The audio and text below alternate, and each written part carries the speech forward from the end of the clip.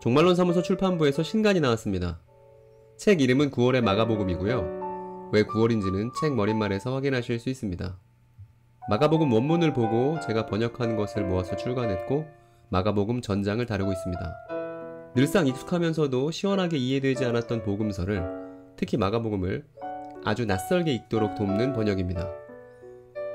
이단의 끄떡없는 마가복음 강의와 함께 연동되고요.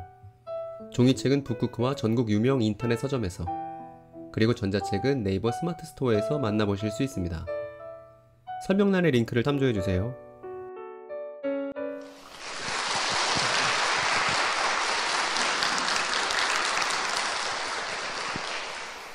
여러분 반갑습니다. 이렇게 귀한 초대해 주셔서 너무 감사합니다.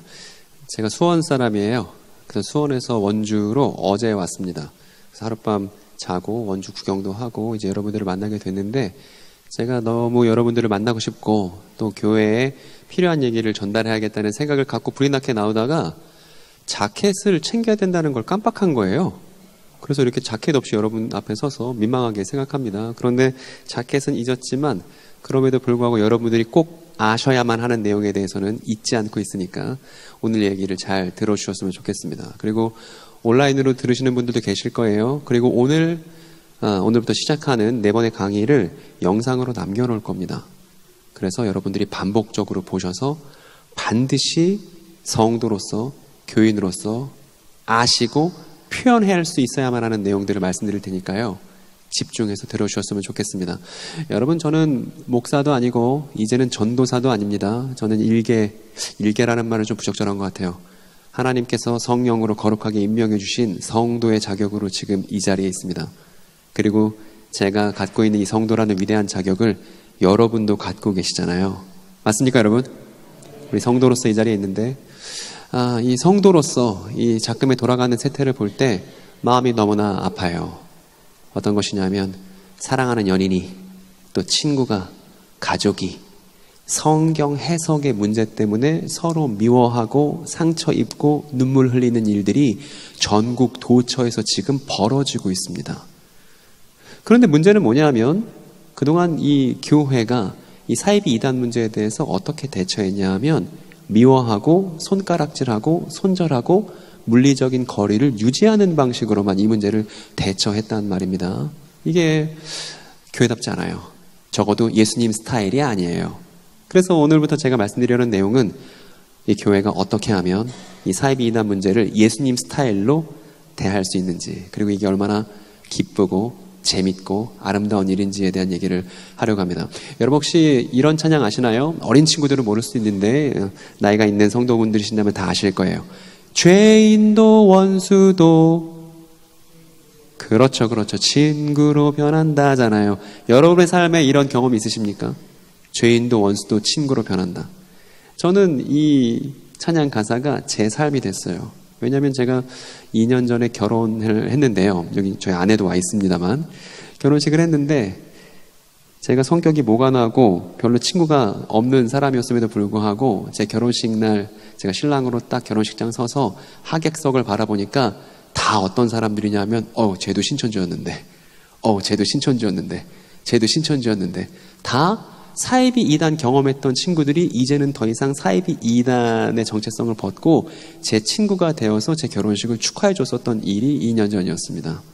그래서 죄인도 원수도 친구가 될 수 있다는 걸, 그리스도 예수는 분명히 이것을 가능하게 한다는 것을 제 삶이 경험했습니다. 그래서 이것에 대해서 기쁘게 교회에게 소개해드리고 제가 어떤 방법을 갖고 있는지를 말씀드리려는 것이 제가 이 자리에 서 있는 이유입니다. 화면을 한번 봐주시기 바랍니다. 온라인으로 들으시는 분들도 화면을 한번 잘 집중해 주세요. 특히 청소년, 청년 여러분들 이 강의를 잘 이해하셔야만 한다고 다시 한번 주지를 시켜드리고 싶습니다. 그리고 오늘 그 첫 번째 제목 이렇게 정해봤는데 우리 한번 같이 한번 읽어볼까요? 시작!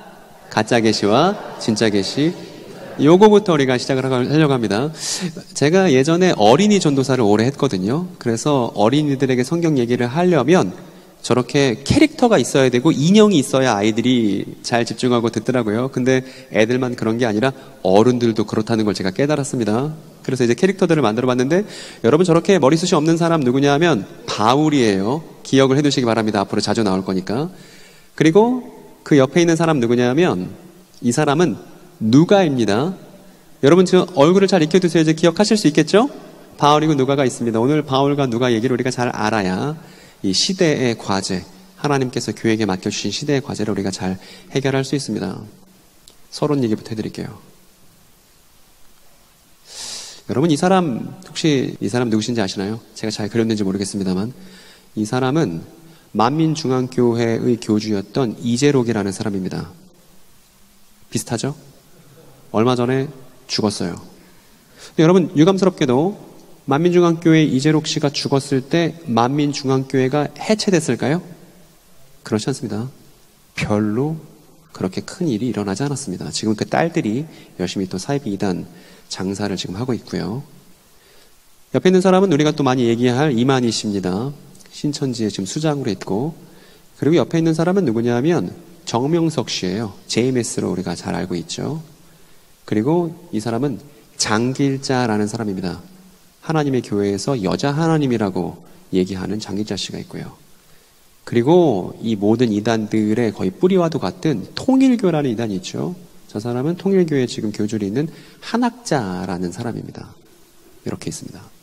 여러분 제가 이 사람들을 여러분들께 소개시켜드리는 이유는 뭐냐면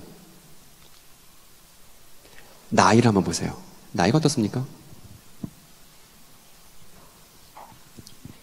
나이들이 다들 고령이죠.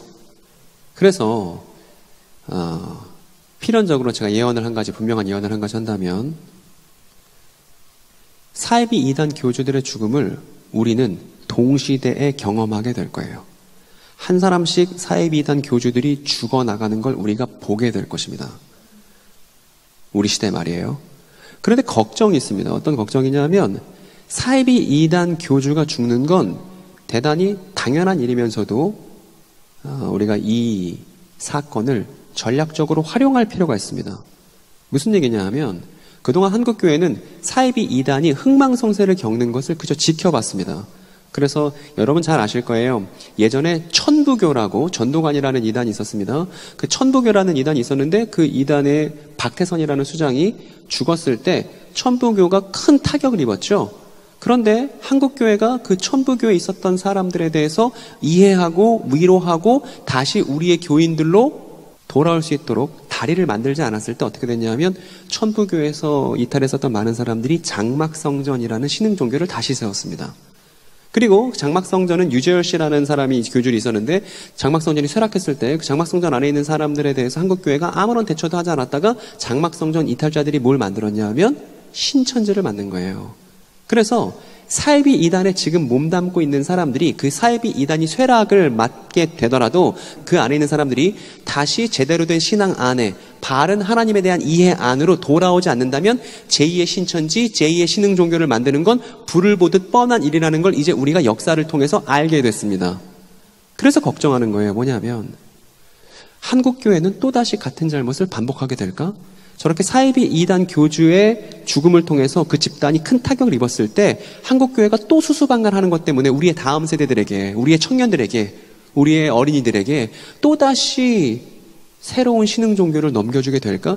이것이 제가 걱정하고 있는 바입니다. 저는 하나님께서 우리에게 지금 묻고 계시다고 생각해요. 뭐냐면 니네 사이비 이단에 몸담고 있는 사람들을 위해서 어떻게 섬길 거야? 뭘 준비할 거야? 이거를 매 사이비 이단 교주의 죽음을 우리가 겪게 될 때마다 하나님께서 우리에게 물으실 거라고 생각합니다. 그래서 저는 지금 소 잃고 외양간 고치자는 얘기를 지금 하고 있는 거예요. 이미 우리의 많은 교우들이 신천지나 하나님의 교회로 다른 이단으로 가버렸습니다. 여러분 만약에 감리교회의 교인으로 있다가 그 교인이 신천지로 갔다면 그 신천지로 간 그 사람에 대한 책임이 누구에게도 있는 거냐면 감리교회에게도 있는 거예요. 여러분 맞습니까?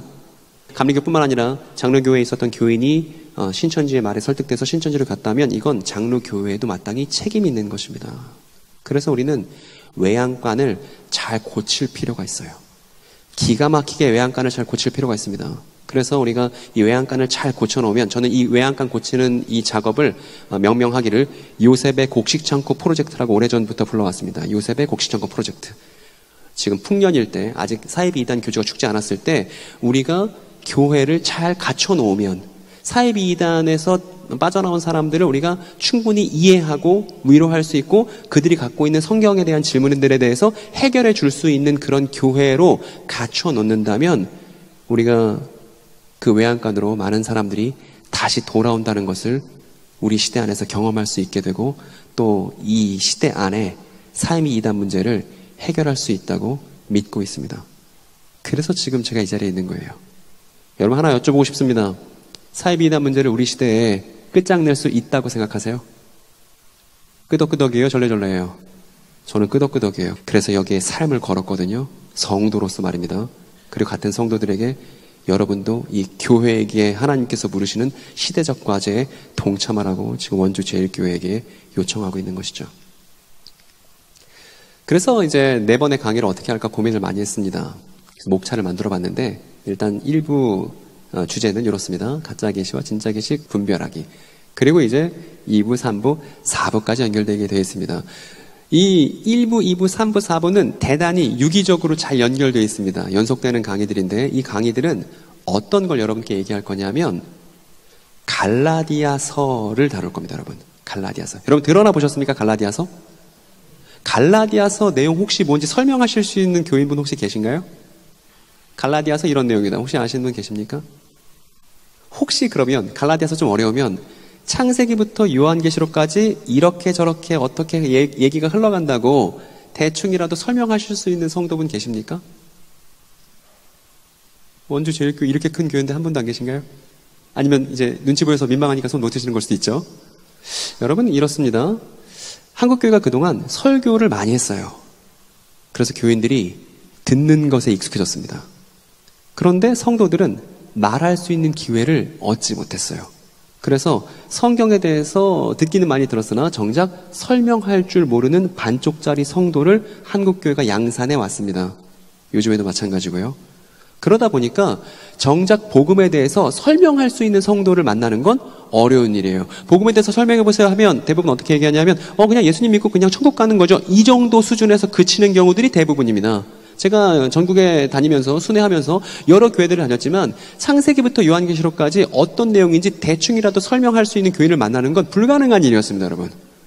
그런데 유감스럽게도 하나님의 교회가 되면 하나님의 교회의 경우를 들면 하나님의 교회는 성도 스피치 훈련 교재가 있어요. 그래갖고 밑에 결제란이 있습니다. 그래서 매번 수업을 들을 때마다 그 수업 내용에 대해서 설명하면 상급자에게 사인을 받아오게끔 되어 있는 교재가 있어요. 그래서 하나님의 교회에 있는 부녀자분들은 본인이 하나님의 교회 교리를 설명할 수 있습니다. 그렇기 때문에 여러분 솔직히 그러지 않으세요? 신천지 교인들이 두려운 건 왜 두렵죠? 교회 안에 신천지 교인이 올까 말까 내지는 불안한 마음을 갖고 누군가 신천지 교인일지 모른다는 의심을 갖는다는 거 왜 그렇죠? 사실은 무엇 때문에 그런 거냐면 우리 자신이 성경에 대해서 잘 모른다는 그 불안 때문에 이렇게 우리가 의심하고 경계하고 있는 거 아닐까요?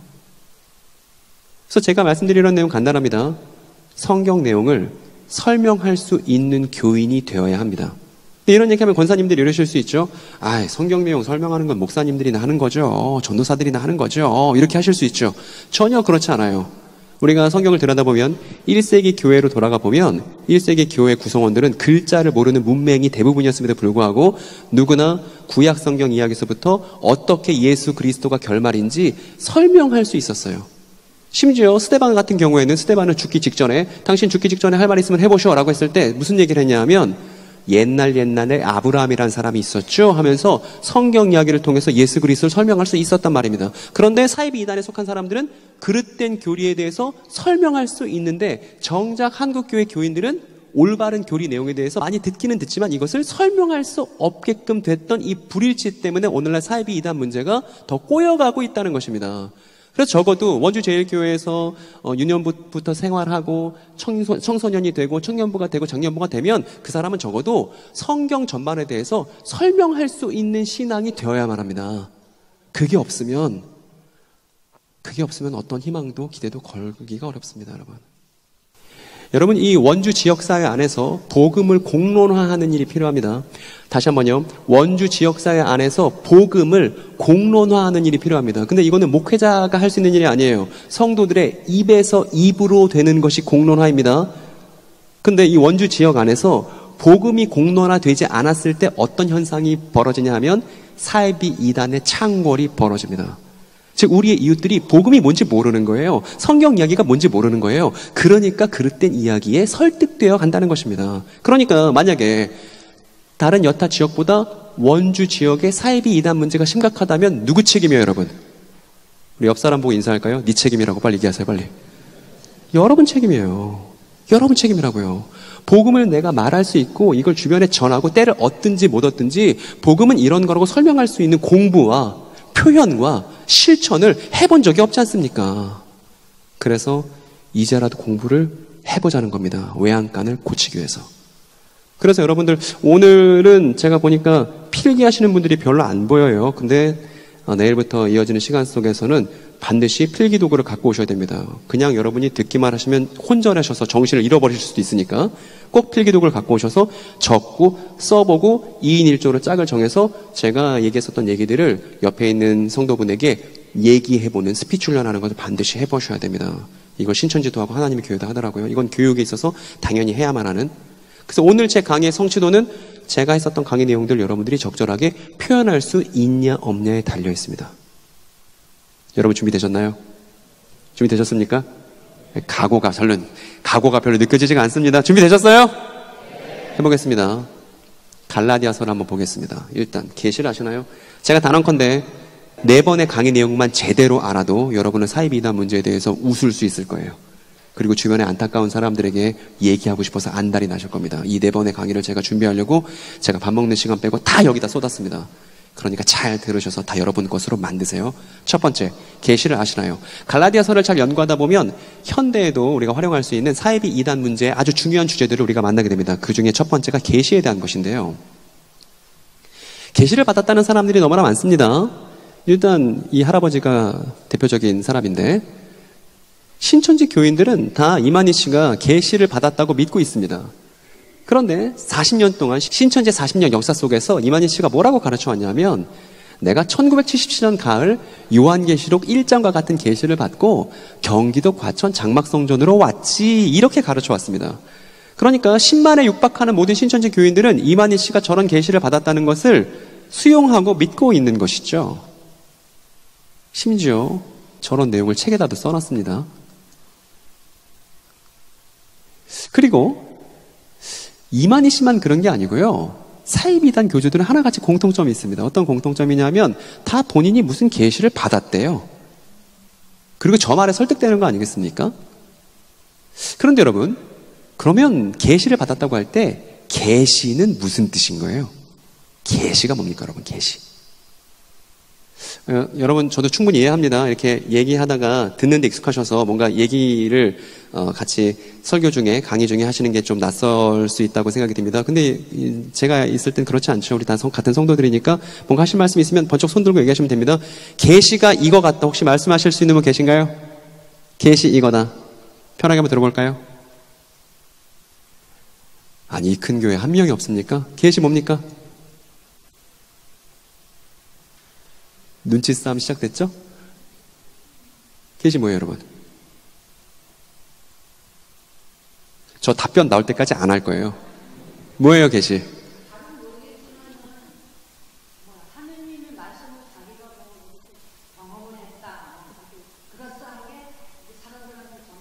아, 너무 말씀 잘해주셨습니다. 대부분 그렇게 계시를 알고 있죠? 내가 하나님 말씀 받았다. 뭐 이런 경험들 말입니다. 그럼 여러분, 이제 계시가 일반적으로 이렇게 알려져 있는데 하나씩 점검을 한번 해볼게요. 계시. 원주 제일교회를 살려주신 거예요. 말씀 너무 잘해주신 거예요. 계시. 여러분 여기는 옆에 있는 거 읽으실 필요도 없습니다. 저거 몰라도 됩니다. 그냥 써본 겁니다. 멋있으라고. 계시는 첫 번째 뜻이 뭐가 있냐면 기본적으로는 덮여있던 것을 들추어서 드러낸다는 그런 뜻을 갖고 있습니다. 그래서 그 노아 이야기에 보면 노아가 포도주를 잔뜩 마시고 하체를 드러내는 일이 있었잖아요. 이렇게 덮여있던 것이 이제 들춰져서 하체가 드러나는 일이 있잖아요. 같은 동사를 씁니다. 그 70인역이라는 히라보 성경에 보면 아포칼립토라는 단어를 쓰는데 어쨌든 기본적인 의미는 덮여 있었던 것을 들추어 드러낸다는 것이 계시의 기본적인 의미예요. 첫 번째.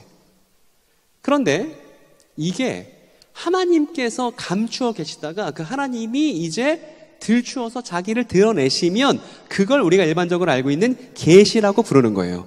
즉 하나님께서 자기 자신을 드러내신 사건을 가리켜서 계시 이렇게 말한다는 것입니다. 하나님께서 자기 자신을 드러내신 사건. 여러분 따라 봅시다. 하나님께서 자기 자신을 드러내신 사건. 이게 계시라는 거예요. 그런데 여기까지만 알면 안 돼요. 그래서 하나님께서 자기 자신을 드러내시는데 우리가 성경에서 예시를 찾아볼 수 있죠. 아브라함에게 하나님께서 자기 자신을 드러내셨죠. 저 사람 아브라함이고. 그리고 모세에게도 하나님께서 자기 자신을 드러내셨습니다. 그래서 모세에게서도 계시 사건을 확인해 볼 수가 있고, 그리고 이 사람 누구라고 그랬죠, 여러분? 바울이죠. 바울에게도 하나님께서 자기 자신을 드러내셨으니까 바울의 예시도 찾아볼 수 있고, 그리고 베드로에게도 그런 사건이 있었고요. 마지막으로 사도 요한에게도 그런 사건들이 있었습니다. 이렇게 하나님께서 자기 자신을 드러내신 사건을 우리가 성경 면면에서 확인해 볼 수 있는데 1번 뜻 말고 2번 뜻 말고 우리는 오늘 이 강의 주제는, 첫 번째 강의 주제는 이걸 알아야 됩니다. 3번이요. 그런데 3번은 빈칸이에요. 이걸 알아보자는 겁니다. 이 3번 계시의 의미를 알아야 우리가 진짜 계시와 그렇지 않은 계시를 분별할 수 있다는 것입니다. 일단 여기서부터 시작해야 됩니다. 사도행전인데요. 사도행전 1장 1절 2절, 그러니까 사도행전 첫머리에 보면 이런 내용이 있는데 한번 같이 한번 읽어볼까요? 데오빌로님, 나는 첫 번째 책에서 예수께서 행하시고 가르치신 모든 일을 다루었습니다. 거기에 나는 예수께서 활동을 시작하신 때부터 모든 일을 기록했습니다. 라고 여러분 질문 하나 해보겠습니다. 아시는 분들도 얘기해 보세요. 저 얘기 누가 쓴 거예요? 누구시죠? 누가 썼다고요? 그렇죠. 사도행전은 누가가 쓴 거죠? 자, 그림도 그려왔는데 이렇게 했잖아요. 누가가 쓴 겁니다. 성경을 읽을 때는 누가 기록했는지를 유념해 두어야만 반드시 성경 해석에 실패하지 않을 수 있습니다. 꼭 성경을 누가 기록했는지 그 기록자의 입장을 살펴봐야 되는데 지금 누가가 말하고 있죠. 데오빌로님, 데오빌로는 로마의 관리라고 알려져 있는데 데오빌로님, 제가 첫 번째 책에서 예수님에 대한 이야기를 쭉 썼잖아요. 이렇게 말했습니다. 여러분 또 두 번째 질문이에요. 그러면 지금 누가가 말하고 있는 첫 번째 책은 어떤 책이에요? 그렇죠. 그래서 누가복음을 한번 가봤더니요, 이 얘기를 하는 건 성경 읽기의 기본적인 원리를 설명해 드리려고 하는 겁니다. 누가복음에 가니까 뭐라고 썼냐 하면 이렇게 썼어요. 이건 제가 읽어볼게요. 우리 가운데 일어난 일에 대해서 차례대로 이야기를 엮어내려고 손을 댄 사람이 많이 있었습니다. 즉 예수와 사도들에게 있었던, 예수와 제자들에게 있었던 일들을 적어보려고 손을 댔었던 그런 기록자들이 되게 많이 있었다는 겁니다. 그런데 그 기록자 중에 누가 있냐면 나도 있다. 존귀하신 데오빌로님, 저도 모든 것을 시초부터 정확하게 조사해봤으므로 데오빌로 가깝게 그것을 순서대로 써드리는 것이 좋겠다고 생각했습니다. 그래서 가깝게서 배우신 그 예수의 이야기가 확실하다는 것을 아시게 되기를 바라는 바입니다. 이렇게 썼습니다. 여기서 우리가 주목해봐야 되는 건, 여러분 질문 하나 볼게요. 누가가 성경을 쓸 때 누가는 나름대로 조사와 연구를 갖춰서 그래서 누가복음을 쓴 것이겠죠? 어느 순간 황홀공에 빠져서 마치 받아쓰기 하듯이 쓴 게 아니겠죠? 그걸 어떻게 알 수 있죠, 여러분? 저기 어떤 걸 보고 알 수 있죠? 저기 보니까 나는 모든 것을 시초부터 정확하게 조사했다고 써놨잖아요. 그리고 심지어 조사를 해갖고 모든 것을 어떤 식으로 엮었다고 써있어요? 순서대로 엮었다고 써있지 않습니까? 그러니까 이건 우리에게 성경 기록 방법의 중요한 진실을 전달해 주는데 뭐냐 하면 여기서 출발해야 되는 거예요, 여러분. 여기서요. 일단 우리가 보고 있는 성경 내용들은 그 성경 기록한 사람의 연구, 편집, 관점이 반영되었다는 걸 여러분 꼭 유념해 두시기 바랍니다. 그리고 제가 사도행전을 꺼낸 건 계시에 대해서 우리가 확인해 보려고 하는 거예요. 어떤 계시 사건이 쓰였냐면 사울은 여전히 주님의 제자들을 위협하면서 살기를 띠고 있었다. 그는 그 도를 믿는 사람은 남자나 여자나 가리지 않고 닥치는 대로 묶어서 예루살렘으로 끌고 오려는 것이었다. 라고 누가가 누구 얘기를 기록하고 있냐면 사울 얘기를 기록하고 있습니다. 여러분 교회 안에 흔하게 예수님 믿기 전에는 사울이었는데 예수님 믿고 나니까 바울이 됐다는 얘기가 흔하게 돌고 있죠. 여러분들 그렇게 알고 계십니까? 근데 그렇지 않습니다. 이름이 두 개였던 거예요. 유대식 이름이 있었고 로마식 이름이 있었고 해서 그냥 사울이고 바울인 거지 이게 회심했다고 바뀐 게 아닙니다. 어쨌든 사울은, 바울은 어떤 사람이었냐 하면 예수님 믿는 사람은 무조건 예루살렘으로 다 끌고 오려는, 그래서 어떤 일까지 저지르냐 하면 얼마 전 스데반도 살해하는 일에 바울이 주동자였다는 얘기를 누가가 전달해주고 있습니다. 그런데 어떤 일이 있었냐면 바울이 그날도 다마스쿠스로 예수님 믿는 사람을 체포하려고 길을 가다가 갑자기 하늘에서 환한 빛이 바울을 둘러 비추었습니다. 그리고 땅에 엎어졌어요. 그리고 음성을 듣습니다. 어떤 음성이냐면 사울아 사울아 네가 왜 나를 핍박하느냐 하니까 이 바울의 반응이 재밌어요. 뭐라고 반응하냐면 주여 누구십니까? 이렇게 얘기합니다. 이상하죠? 벌써 본인이 뭐라고 불렀어요? 주여라 불렀죠. 근데 왜 누구냐고 또 물어? 바울이 이렇게 얘기합니다. 주여 누구십니까? 그랬더니 정체를 밝히시죠. 뭐라고 하냐면 나는 네가 핍박하는 예수다. 일어나서 성 안으로 들어가거라. 그러면 네가 해야 될 일을 일러주는 사람이 있을 거야 해서 저 내용대로 해서 아나니아 집사를 만나는 일이 사도행전에 이어지지 않습니까? 여러분 이게 뭐냐면 우리가 앞에서 봤었던 계시 사건이죠. 하나님께서 자기 자신을 드러내신 사건입니다. 그래서 이 대목에 멈춰서 우리가 이 질문을 던져보려고 하는 거예요. 그럼 바울이 받은 계시와 바울에게도 하나님께서 자기 자신을 드러내셨죠. 그리고 사이비 이단 교주들도 다 자기가 계시를 받았다고 주장합니다. 하나님께서 자기 자신에게 뭔가 특별한 얘기를 다 했다고 주장하는 사람들이 사이비 이단 교주들인 거잖아요. 그러면 바울이 받은 계시와 사이비 이단 교주들이 받았다는 계시는 뭐가 다를까 이겁니다. 이것만 분별할 수 있다면 우리는 속지 않을 수 있을 겁니다. 이것만 분별할 수 있다면 설령 속았던 사람이 있다 할지라도 잘 설명해 줄 수 있을 거예요. 바울이 받은 계시와 사이비 이단 교주들이 받은 계시는 뭐가 다를까? 요걸 우리가 추적해 보자는 것입니다. 그래서 뭐가 필요하냐? 갈라디아서라는 6장밖에 안 되는 짧은 편지가 우리에게 아주 유용한 거예요. 우리가 방금 봤었던 사도행전 내용은 누가가 기록한 겁니다. 그런데 누가뿐만 아니라 바울의 계시 사건에 대한 또 다른 기록이 있습니다. 그건 바로 바울의 기록이죠. 바울 자신의 기록입니다.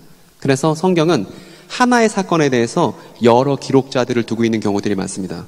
그럼 우리는 마치 살인 사건을 추적하듯이 여러 목격자들의 증언을 듣고 하나의 사건을 재구성하듯이 여러 기록자들의 그 사건에 대한 증언을 듣고서 그 사건이 뭔지를 추론해 볼 수 있는 거예요. 하나님께서 우리에게 주신 이성을 가지고 생각해 보고 상상해 볼 수 있다 이 말입니다. 그래서 누가도 그렇고 바울도 그렇고 무슨 얘기를 하고 있냐면 바울이 계시받은 이야기를 각자 자기의 연구대로 각자 자기의 스타일대로 얘기하고 있다는 것을 우리가 확인하게 될 것입니다. 바울의 이제 얘기입니다. 본인 얘기인데 바울이 뭐라고 그러냐면 갈라디아서에 이렇게 얘기합니다. 그러나 나를 모태로부터 따로 세우시고 은혜로 불러주신 하나님께서 그 아들을 이방 사람에게 전하게 하시려고 그를 나에게 기꺼이 나타내 보이셨습니다. 라고 우리가 앞에서 확인했었던 하나님의 계시 사건에 대해서 본인이 경험한 바가 있다고 갈라디아서에서 얘기를 하고 있습니다. 이렇게 말하고 있죠. 그런데 제가 아까 그랬잖아요. 진짜 계시와 가짜 계시를 구분하기 위해서는 저 3번 내용이 중요하다고 하지 않았습니까? 근데 그 앞에 저 하나님께서 자기를 드러내셨다는 내용은 이제 확인이 된 거예요. 3번 내용 하나만 남은 겁니다. 그 다음 내용을 보니까 이렇게 말합니다. 이거 한번 같이 한번 읽어볼까요?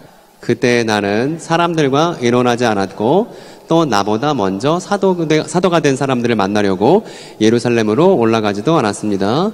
나는 곧바로 아라비아로 갔다가 다마스쿠스로 되돌아갔습니다. 이렇게 이어집니다. 여러분 이상하지 않으세요?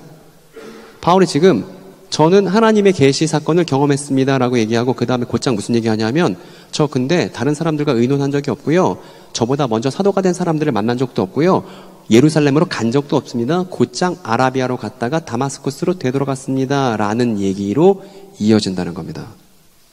그래서 성경 여기저기를 찾아보면 저 바울이 다마스쿠스에서 무슨 일을 겪었는지 우리가 알 수 있는데 이 다마스쿠스 좀 낯설죠? 우리가 갖고 있는 개역 성경에 뭐라고 되어 있냐면 다메섹이라고 되어 있는데 바울이 고린도후서에서 저 다마스쿠스에서 겪었던 일을 좀 더 자세하게 풀어놓습니다. 뭐라고 말하냐면 다마스쿠스에서 내가 어떤 일을 겪었냐 하면 아레다 왕의 총리가 나를 잡으려고 다마스쿠스 성을 지키고 있었으나 교우들이 나를 광주리에 담아 성벽의 창문으로 내려줘서 나는 거기서 벗어난 바가 있지라고 고린도후서에서 얘기합니다. 그러니까 우리가 앞에서 본 대로 하나의 사건에 대한 다양한 기록들이 있고 그 다양한 기록들을 통해서 하나의 사건을 잘 재구성할 수 있다는 걸 여기서도 확인해 보는 것이죠. 그리고 그 다음 내용 보니까 그 다음 내용도 같이 한번 읽어볼까요? 3년 뒤에 나는 게바를 만나려고 예루살렘으로 올라갔습니다. 나는 그와 함께 보름 동안을 지냈습니다. 그러나 나는 주님의 동생 야고보밖에는 사도들 가운데 아무도 만나지 않았습니다. 내가 여러분에게 쓰는 이 말은 하나님 앞에 맹세코 거짓말이 여러분 이상하지 않으세요? 왜 자꾸 이런 얘기를 하는 거예요, 바울이? 저 계시 사건 겪은 거 맞습니다. 하나님께서 자기 자신을 저에게 드러내셨어요. 제가 예수님을 만난 거 맞습니다. 이 얘기를 해놓고서 계속 바울이 얘기하는 건 그런데 이거 안 했어요. 저거 안 했어요. 사람들 안 만났어요. 이런 얘기를 계속하고 있어요. 여기서도 뭐라고 그러냐면 저는 3년 뒤에 계시 사건을 경험한 이후 3년 뒤에나 게바가 베드로죠. 베드로 만났고 그리고 베드로 말고는 야고보, 주님의 동생 야고보밖에 만난 게 없어요. 이렇게 얘기하고 뒤에 어떤 말을 첨언하냐면 제가 여러분께 이 말을 쓰는 것은 하나님 앞에서 맹세코 거짓말이 아닙니다. 이렇게 말을 덧붙입니다. 여러분 바울이 어떤 의도를 갖고 이 말을 쓰는지 우리가 한번 주목해 볼 필요가 있습니다. 그 다음 내용도 보면 조금 기니까 제가 읽어볼게요. 그 뒤에 나는 시리아와 길리기아 지방으로 갔습니다. 그래서 나는 유대 지방에 있는 그리스도의 교회들에게는 얼굴이 알려져 있지 않았습니다. 그들은 다만 전에 우리를 박해하던 그 사람이 지금은 그가 전에 없애버리려고 하던 그 믿음을 전한다 하는 소문을 들을 따름이었습니다. 그래서 그들은 나를 두고 하나님께 줄곧 영광을 돌렸습니다. 라는 얘기가 이어집니다. 그러니까 이 말은 뭐냐면 유대 지방에 있는 교회들은 바울의 얼굴을 안다 모른다? 모른다는 것이죠. 대신 얼굴은 모르는데 예전에 기독교를 박해하던 사람이 이제 기독교의 믿음을 전하고 있대라고 하나님께 영광을 돌리고 그런 얘기들을 주고 받는다는 걸 알 뿐 바울의 얼굴을 아는 유대 지역의 그리스도인들은 없다는 얘기를 지금 바울이 이어서 하고 있는 것이죠. 그리고 무슨 얘기하냐면 그 다음에 또 시간이 지나요. 14년이 지납니다. 14년이 지나서 나는 바나바와 함께 디도를 데리고 다시 예루살렘으로 올라갔습니다. 라고 합니다. 그런데 14년 만에 예루살렘으로 올라간 것은 뭐 때문에 올라간 거냐면 여기 오늘 주제가 나왔네요. 계시를 따른 것이었습니다. 나는 이방 사람들에게 전하는 복음을 그들에게 설명하고 유명한 사람들에게는 따로 설명했습니다. 이 유명한 사람들이 누구냐 하면 사도들이에요. 예루살렘에 있었던 예수님의 제자들 사도들을 말하는 것입니다. 그 유명한 사람들에게는 따로 설명했습니다. 그것은 왜 그런 거냐면 내가 달리고 있는 일이나 지금까지 달린 일이 헛되지 않게 하려고 한 것입니다. 이렇게 얘기했습니다. 정리해 보겠습니다. 계시를 받은 이후 바울의 행적에 대해서 지금 바울이 쭉 상술한 내용들을 우리가 쭉 읽어본 거예요. 먼저 어떤 일이 있었냐 하면 바울이 계시를 받았잖아요. 여러분 그 다음 무슨 일이 있었죠? 기억나십니까? 바울이 계시 받고 나서 무슨 일이 있었다고 얘기했죠? 기억나세요? 그림으로 그려봤는데 이렇게 그려봤습니다. 받자마자 어디로 갔어요? 예루살렘으로 안 가고 아라비아로 갔고 다마스커스로 갔죠. 거기서 이제 교우들이 광주리 내려줘서 도망갔다고 하지 않았습니까? 그 다음 무슨 일이 있다고 했었죠? 그리고 3년이 지났다고 했죠. 3년이 지난 다음에 베드로를 보름간 만났을 뿐이에요. 그리고 주님의 동생 야고보도 만났습니다. 그리고 무슨 얘기를 했냐 하면 바울이 시리아와 길리기아라는 이방인 지역에서 전도하고 있을 때 유대 지역에서는 바울의 얼굴을 아는 그리스도인들이 없다는 얘기를 덧붙였고요.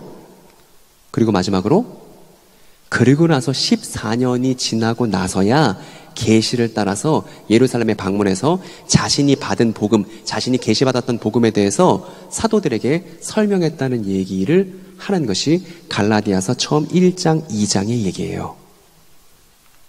그럼 여러분 바울은 지금 이 이야기를 왜 하는 걸까요? 계시를 받고 나서 이러저러한 일이 있었다는 얘기, 이 얘기를 바울이 왜 하는 걸까요, 여러분?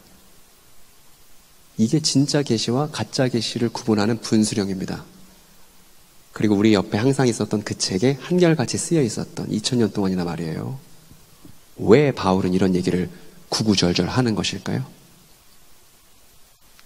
여러분, 이 질문의 답변을 찾으려면 어떻게 하면 좋을까요, 여러분? 저 질문에 대해서 우리가 답변을 찾으려면 어떻게 하면 좋을까요?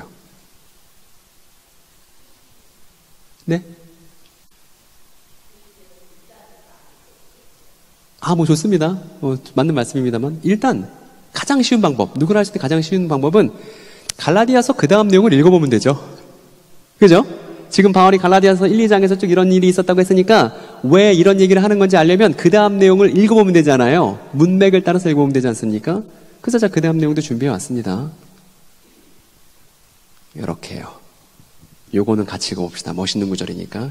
그것은 복음의 진리가 언제나 여러분과 함께 있게 하려고 한 것입니다. 그 유명하다는 사람들로부터 나는 아무런 제한도 받지 않았습니다.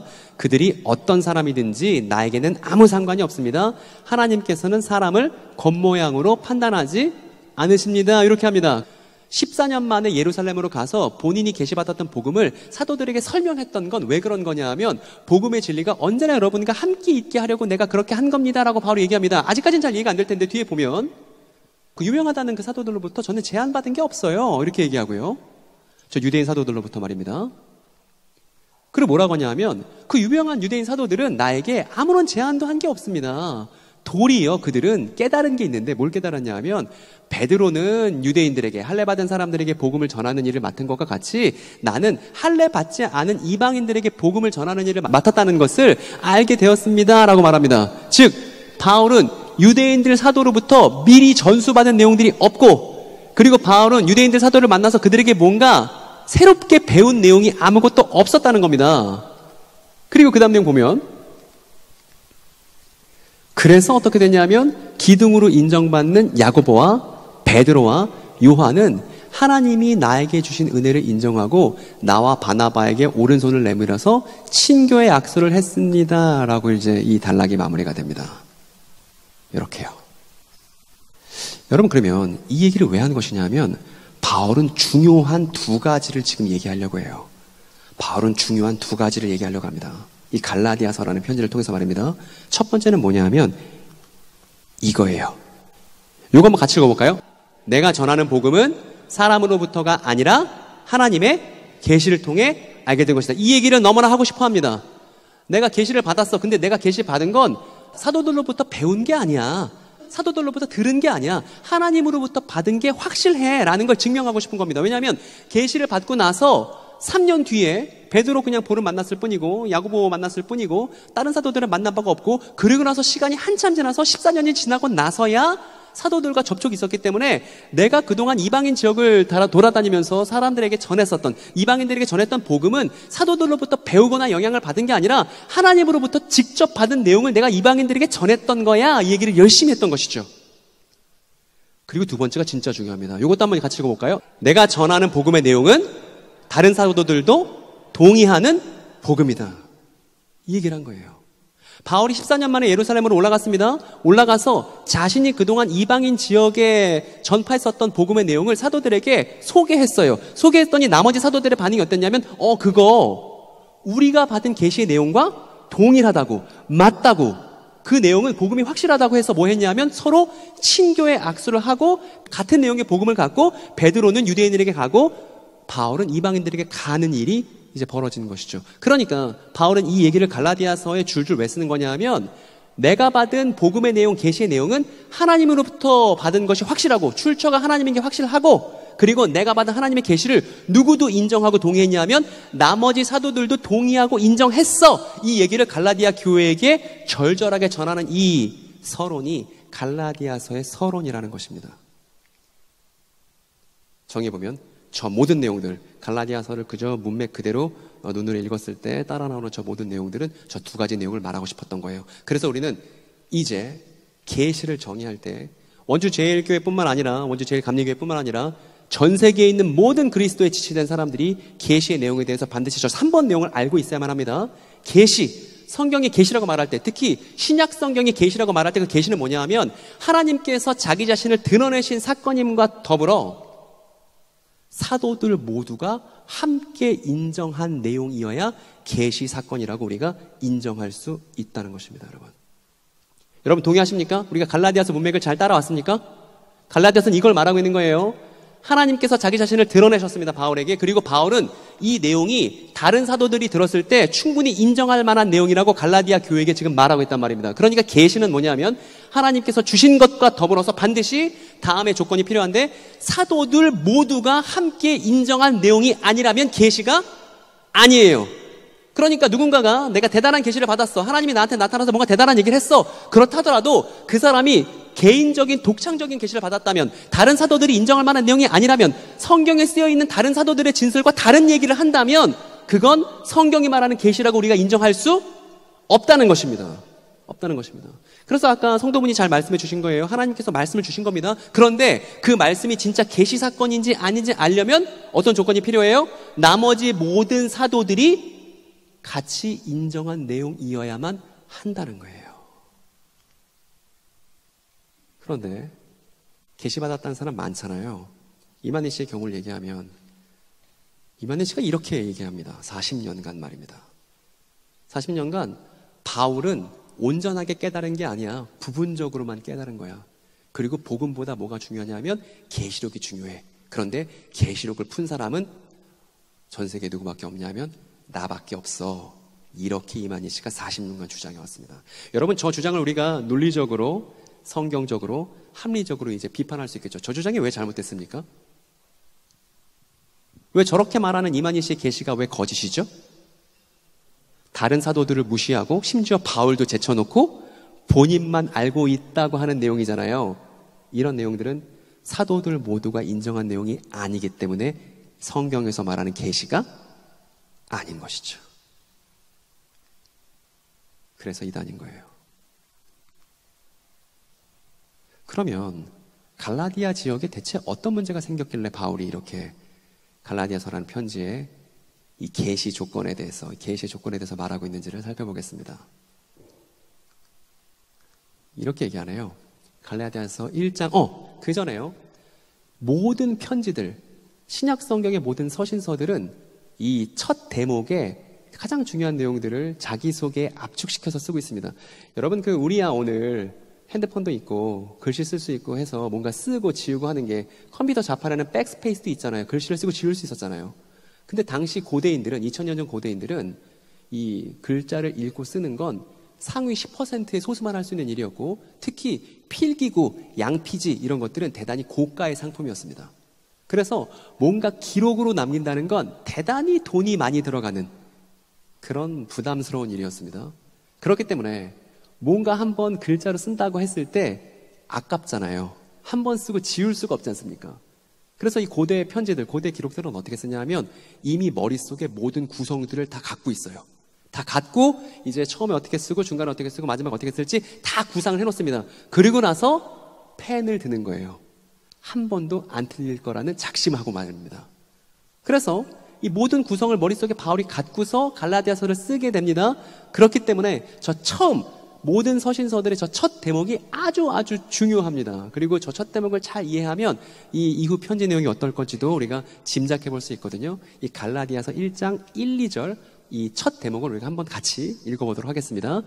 사람들이 시켜서 사도가 된 것도 아니요, 사람이 맡겨서 사도가 된 것도 아니요, 예수 그리스도께서 그리고 그분을 죽은 사람들 가운데서 살리신 하나님 아버지께서 임명하심으로써 사도가 된 나 바울이 나와 함께 있는 모든 믿음의 식구와 더불어 갈라디아에 있는 여러 교회에 이 편지를, 이해되시나요 여러분? 바울이 왜 이렇게 자기 자신을 이 갈라디아 교회들에게 보내는 편지에 소개하고 있는지 짐작이 되십니까? 무려 이만큼이나 되는 내용이 바울의 자기소개예요.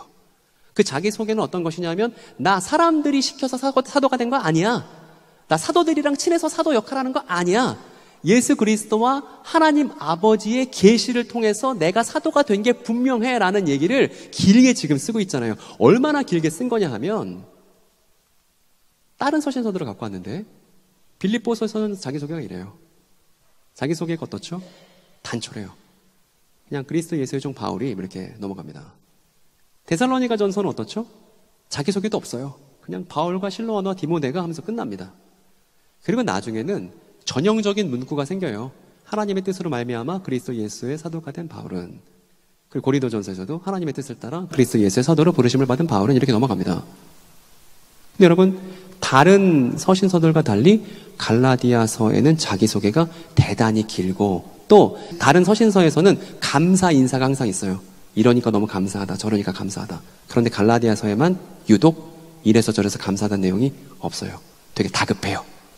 왜냐하면 엄청 차이가 있죠. 자기소개가 분량이 엄청 다르죠. 그리고 또 다른 게 뭐냐 하면 이 편지의 무게감이 다릅니다. 이 뒤에 보니까 나와 함께 있는 모든 믿음의 식구와 더불어서 이 편지를 쓰는 겁니다 라고 말합니다. 그냥 내 주변에 있는 몇몇 사람들과 쓴 겁니다 이렇게 쓰지 않고 뭐라고 하냐면 나와 함께 있는 모든 믿음의 식구와 더불어. 그러니까 지금 내가 이 갈라디아서의 편지를 쓰고 있는 건 모든 교회가 다 인정해야만 하는 중요한 내용이야라는 강력한 무게감을 갖고서 지금 갈라디아서를 쓰고 있다는 걸 밝히고 있다는 것이죠. 왜냐하면 갈라디아 지역에 있었던 교회들의 초유의 사태가 벌어졌기 때문입니다.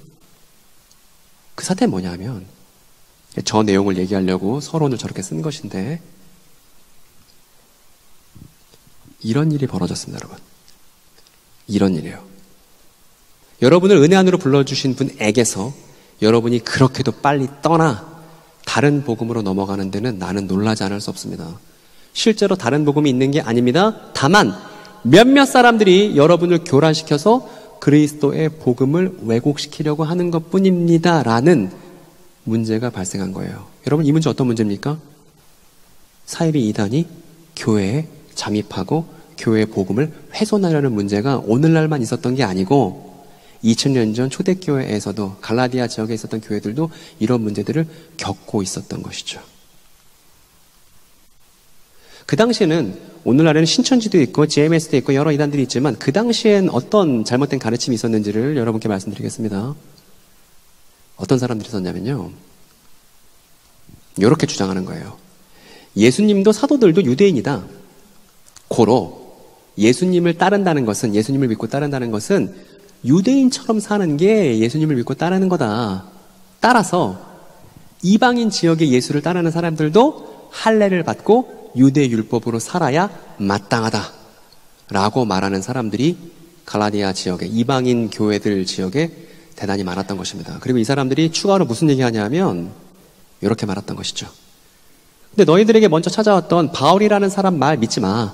왜냐하면 그 사람은 다른 사도들과의 친분을 이용해서 거짓말을 말하는 사람이지 그 사람 진짜 계시받은 것도 아니고 그 사람이 복음을 말하는 거 다른 사도들로부터 배운 거지 그 사람 진짜 사도 아니야 라고 말하는 사람들이 이방인 지역에 바울의 사역을 흠집내고 망치려는 사람들이 당시에 있었던 것이죠.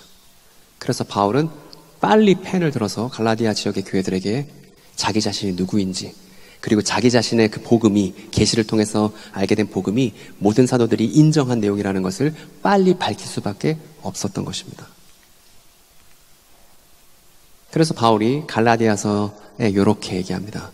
강력하게 얘기합니다. 이거 한번 같이 읽어볼까요? 그러나 우리들이나 또는 하늘에서 온 천사일지라도 우리가 여러분에게 전한 것과 다른 복음을 여러분에게 전한다면 마땅히 저주를. 그렇습니다. 여러분, 질문 하나 드리겠습니다. 여기서 말하는 우리가 누구인가요? 여기서 말하는 우리는 누구일까요? 네? 좀 크게 말씀해 주시면 제가. 아니에요. 아닙니다. 좀 더 구체적입니다. 여기서 말하는 우리는 아주 분명한 구체적인 의미가 있어요. 예? 그렇죠. 어서 답이 나왔습니다. 여기서 말하는 우리는 어떤 거냐면요, 사도들을 말하는 거예요. 그래서 이게 심지어 뭐라고 말하냐면, 사도들이나 내지는 또는 하늘에서 온 천사일지라도 우리가 사도들이 이미 전했었던 그 복음이 아니라면 마땅히 저주를 받아야 된다고, 사도들이 이미 전했던 복음만이 진리라고 강력하게 얘기를 하고 있고, 그것과 다른 복음을 말한다면 마땅히 저주를 받아야 된다고 바울이 지금 선언하고 있는 것입니다. 그래서 여기서 말하는 우리가 여러분에게 이미 전했던 것, 이것이 뭐냐면 사도들의 복음이고, 이 사도들의 복음, 사도들의 가르침이 교회의 기준이자 성경 해석의 기준인 것이에요, 여러분. 이 사도들의 가르침, 이게 교회의 아주 절대적인 기준입니다. 여러분, 신천지 교회를 만났습니다. 신천지 교회들 만나서 묻습니다. 성경 해석의 기준은 뭐예요? 이렇게 물으면 신천지 교인들이 뭐라고 말하냐면 하나님이죠 이렇게 말해요. 그리고 기존 교회의 교인들을 만나서 성경 해석의 기준은 뭐죠? 하나님이죠 이렇게 말해요. 그래서 하나님이죠 라고 성경 해석의 기준을 말하는 건 사실은 말해도 그만, 말 안 해도 그만인 얘기입니다. 그러니까 하나님이라는 말을 통해서는 뭔가 진리를 구분할 수가 없게 돼버렸습니다. 진리를 구분하는 기준은 어디에 있냐면 그냥 하나님이 아니라 사도들이 증언한 하나님이에요. 사도들의 가르침이 증언하고 있는 하나님이 교회의 기준인 것입니다. 그래서 그것과 다르다면 마땅히 저주를 받아야 된다고 바로 얘기하고 있죠. 사도들이 전한 복음이 교회 안에서의 진리다. 그래서 해결책은 아주 쉽게 첫 단추를 여기서부터 꿰을 수가 있습니다. 여러분, 바울이 받은 계시와 사이비 이단 교주들의 계시는 뭐가 다를까요? 이제 답변을 하실 수 있겠다 싶습니다. 뭐가 다를까요, 여러분? 그렇죠. 사도들의 가르침, 사도들의 인정, 사도들이 기준인데 사이비 이단 교주들이 말하는 계시는 사도들의 가르침에서 벗어났습니다. 그런데 참된 교회가 증언하는 바는 사도들의 가르침에 부합한다. 이 사도들의 가르침이 진실의 기준이라는 것입니다. 여러분 교회 생활 오래 하셨잖아요. 여기 다 모태신앙들 많으시고 교회 생활 한 해 두 해 하신 분들이 아니잖아요. 사도들의 가르침이란 말을 우리가 반드시 기억하고 있어야 합니다. 성경 해석의 기준은 목사님이 아니에요. 성경 해석의 기준을 하나님이라고 말해도 제대로 분별할 수가 없습니다. 성경 해석의 기준은 뭐냐면 사도들의 가르침이다. 따라 봅시다. 성경 해석의 기준은 사도들의 가르침이다. 이것만 기억했더라도 신천지 못 갔을 거예요. 이것만 기억했더라도 다른 데 못 갔을 겁니다. 사도들의 가르침에서 위배되는지 아닌지만 확인했더라도 우리는 충분히 진실과 거짓을 분별할 수 있는 좋은 기준점을 갖고 있는 거예요. 그래서 오늘 계시에 대한 내용을 살펴봤는데 이 계시는 사도들 모두가 함께 인정한 내용이고 이걸 갈라디아서에서 확인하기 위해서 우리는 사도행전도 필요했었고 갈라디아서 바울의 직접 증언도 필요했다는 것을 우리가 확인한 것입니다. 여러분 지금 여러분께 전달했던 내용은 저한테는 거의 사골 같은 거예요. 어떤 거냐면 신천지 교인들이 탈퇴합니다. 탈퇴하면 저한테 와서 상담해요. 뭐라고 상담하냐 하면 소장님 저 이제 어디 가야 하나님 만날 수 있죠? 이런 질문 정말 많이 들었습니다. 그럼 제가 당장 어느 교회 가서 하나님 찾을 생각하지 말고 일단 저랑 같이 성경 내용부터 확인해 봅시다 이렇게 해요. 그리고 갈라디아서 지금 여러분들께 소개시켜드린 내용 갈라디아서 1장 읽고 2장 읽고 또 사도들의 가르침에 대한 본문 읽고 하는 내용들을 제가 정말 오래오래 했습니다. 근데 신천지 탈퇴하신 분들 어떤 분들이시냐면 권사님 출신, 집사님 출신 다 그래요. 근데 그분들이 뭐라 그러는지 아세요? 아 사도들의 가르침이 그렇게 중요하다는 거 저 몰랐어요 이러세요. 사도들의 가르침 이걸 우리의 심장에 새겨놔야 해요. 이게 진짜 계시와 가짜 계시를 구분하는 거니까. 근데 여러분 우리가 잘 알지 않습니까? 한국교회가 말 잘하고 설교 잘하는 목사님들 우르르 따라다녔습니다. 어머니들 그래요 안 그래요? 그렇지 않습니까? 말 잘하고 설교 잘하는 목사님. 그래서 권사님들 이런 말씀 많이 하셨잖아요. 아유 우리 목사님 설교 잘해. 그러니까 우리 교회 와봐. 그랬잖아요 옛날 한창. 그러니까 똑같은 거 하는 거예요. 아유 우리 이만희 선생님 말씀 잘해. 우리 정명석 선생님 말씀 잘해. 비슷한 걸 한 거예요. 근데 여러분 우리가 오늘 선명하게 깨닫지 않았습니까? 말 잘하는 사람 따라다니는 거 아니에요. 그 사람이 카리스마가 있다고 따라다니는 거 아니에요. 허경영 씨 재산이 개인 재산이 1,000억이랍니다. 기가 찰 노릇입니다.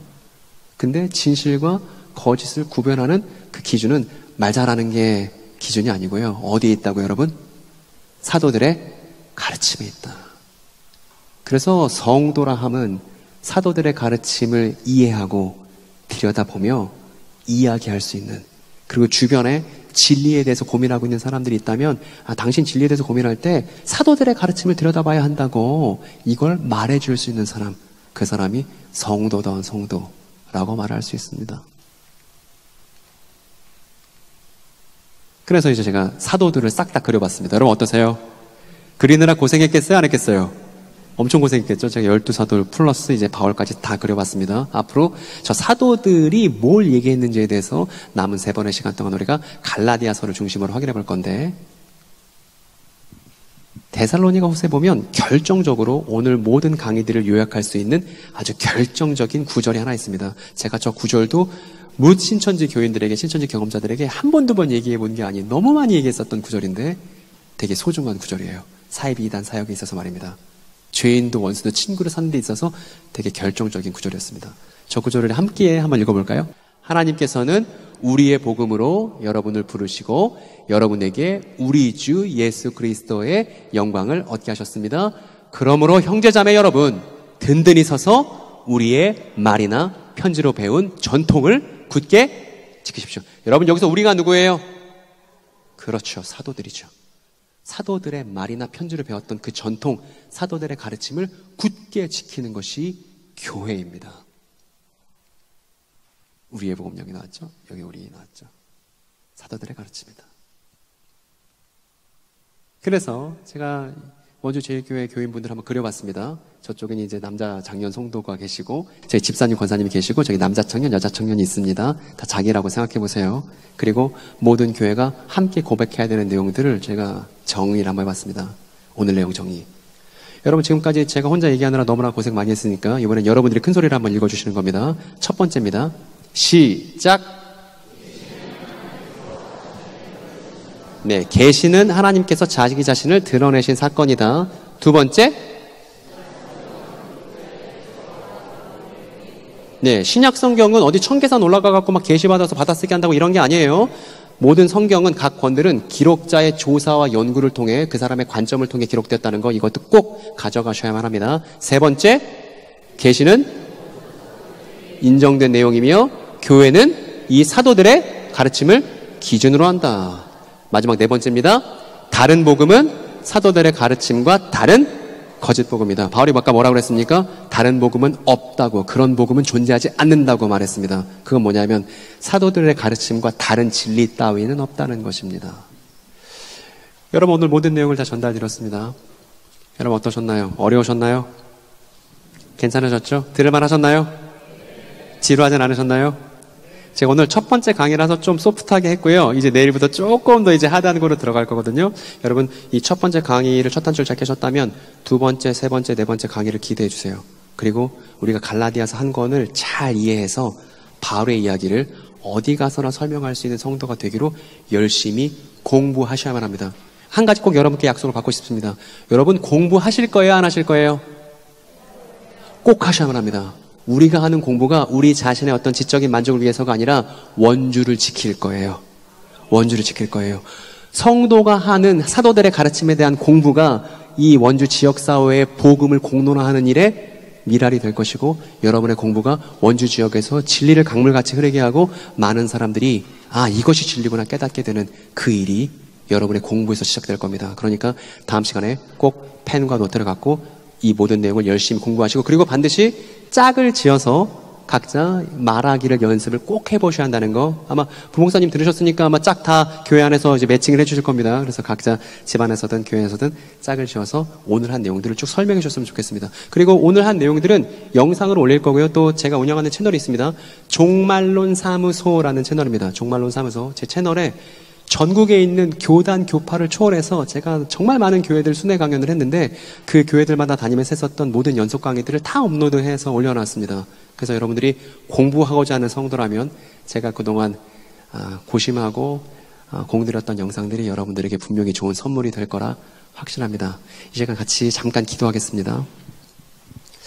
여러분, 이 시간 함께 두 가지를 놓고 기도했으면 좋겠습니다. 첫 번째는 뭐냐면, 하나님, 제가 교회다운 교회가 될 수 있도록 도와주세요. 기도합시다. 저에게 지혜를 주시고 능력을 주시고 끈기를 주셔서 제가 복음을 잘 이해하고 표현하는 성도가 될 수 있도록, 교회다운 교회가 될 수 있도록 도와주시라고 기도하시고, 두 번째로는 이 원주 지역에 있는 사이비 이단 피해자들을 위해서 기도하셨으면 좋겠습니다. 그들이 지금도 많은 아픔을 겪고 있는데 그들에게 하나님께서 도와주셔서 진리로 돌아와서 함께 사랑하는 것이 기쁘다는 것을 확인할 수 있도록